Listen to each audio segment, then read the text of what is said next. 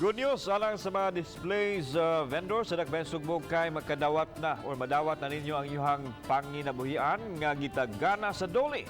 Sinakong bugas ug kinarton nga mga produkto nga mamahimong gamiton sa inyong on-the-spot nga negosyo. Ano yung report?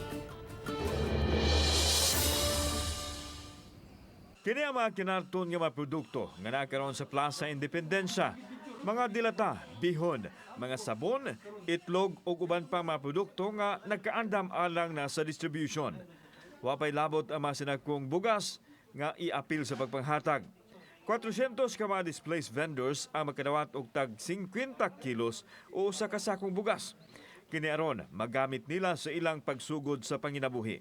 Gikan ang ayuda sa dole nga musumada sa 20,000 pesos ang matag usa. Ang katuning mga vendors nga na-displace, dili ni siya sa COVID ha, katuning mga vendors nga na-displace during sa atong pag-implement sa DILG Memorandum Circular 121.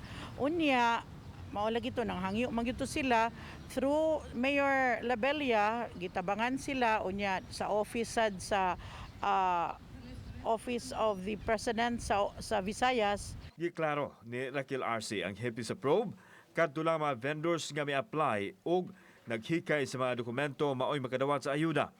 Sila ang mga vendors nga wa na matuguting maninda sa sidewalk sa wala pa magsugod ang COVID.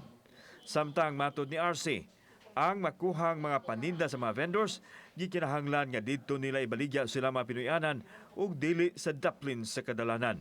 Inegosyo gini siya, sir. Pagkabuhayan ni siya. Unya dili ni sad inegosyo balik sa sidewalk sa ilang lugar katong ilang na-display sa nato sila. Mitiyabaw kaniadto og misamot na karon tungod sa nisinati nga COVID-19 pandemic ang mga vendors tungod kay nawad-an sila sa ilang panginabuhian.